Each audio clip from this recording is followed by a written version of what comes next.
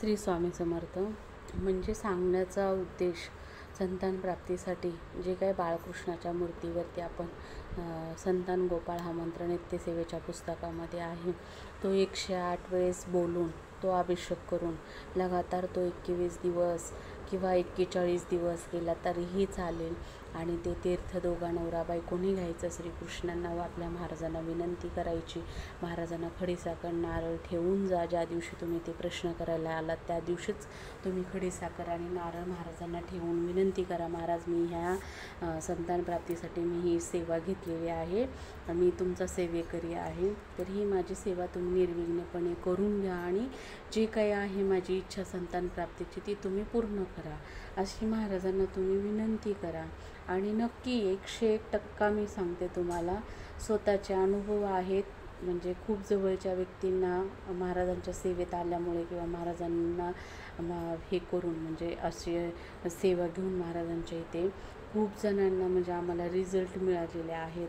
म्हणून कळकळून सांगते, ही सेवा ज्यांना कुणाला संतान प्राप्तीसाठी विश्वास ठेवा, विश्वास ठेवला की तुम्हाला प्रचिती मिळणार म्हणजे मिळणार. दुसरी गोष्ट, एकादशीच्या निमित्ताने विष्णू सहस्रनाम हे वाचन करावे. जर वाचता नाही आले तर श्रवण तरी करावे, कारण श्रवण केल्याने सुद्धा अर्ध्या गोष्टी आपल्या निर्विघ्नपणे कामी लागतात. तर विष्णू सहस्रनाम थोडंसं अवघड आहे वाचायला. जर रेग्युलर तुम्ही श्रवण केले तर नक्कीच तुम्हाला ते वाचायला येईल. आणि सर्वांनी एकादशीच्या निमित्ताने विष्णू सहस्रनामाचे पठण करावे. विष्णू सहस्रनाम का वाचावे? विष्णूंची सेवा केल्यानंतर लक्ष्मी मातेला खूप प्रिय आहे. तर लक्ष्मी मातेचा अखंड वास आपल्यावरती किंवा आपल्यावरती कृपा राहते आणि जी काय आपल्याकडे लक्ष्मी येते ते स्थिर होते. म्हणून विष्णूंची सेवा केलं लक्ष्मी माता प्रसन्न होते. म्हणून विष्णू सहस्रनाम वाचन करावे व विष्णुदेवांची सेवा करावी. त्यामागचं कारण हे आहे. दुसरी गोष्ट, जिथे कुठे तुम्हाला दिंडोरी प्रणीत हे केंद्र असेल किंवा मंदिर असेल, पण ते दिंडोरी प्रणीत पाहिजे. एकादशीच्या निमित्त प्रहर सेवा असते.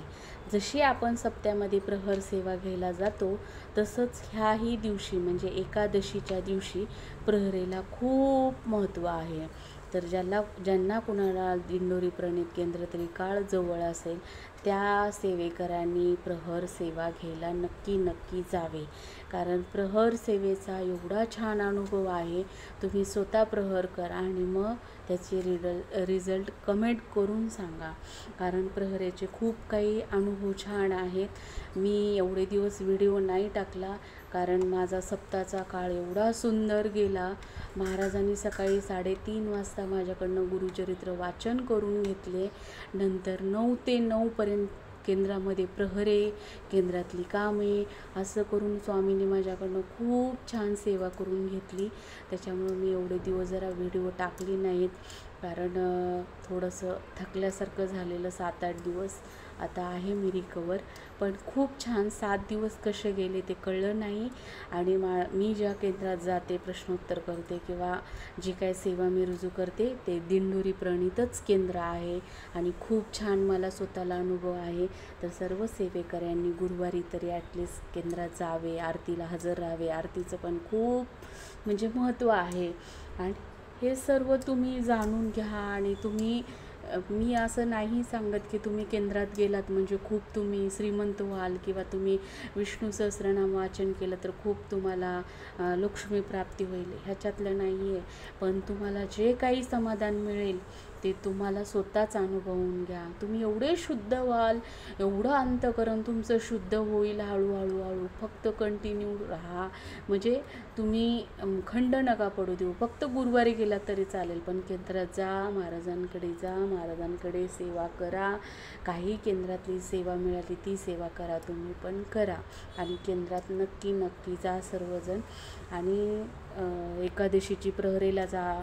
ज्यांना संतान नाही त्यांनी श्रीकृष्णांची सेवा करा. लक्ष्मी प्राप्तीसाठी विष्णू सहस्रनामांची सेवा करा. पितृदोषांसाठी संक्षिप्त भागवतचं वाचन करा. आणि गुरुवारी तर खास म्हणजे मठामध्ये गेलंच पाहिजे. दिंडोरी प्रणित केंद्रामध्ये तर खूप मार्ग मिळतो. खूप दिंडोरी प्रणित म्हणजे शब्दात नाही सांगण्या इतकं म्हणजे मार्गदर्शन आणि एवढं ज्ञान घेण्यासारखं आहे त्या केंद्रामध्ये.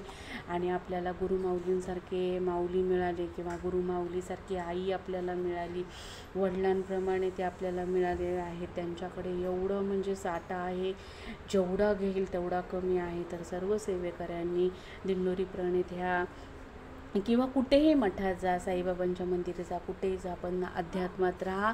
खूप छान अनुभव येईल.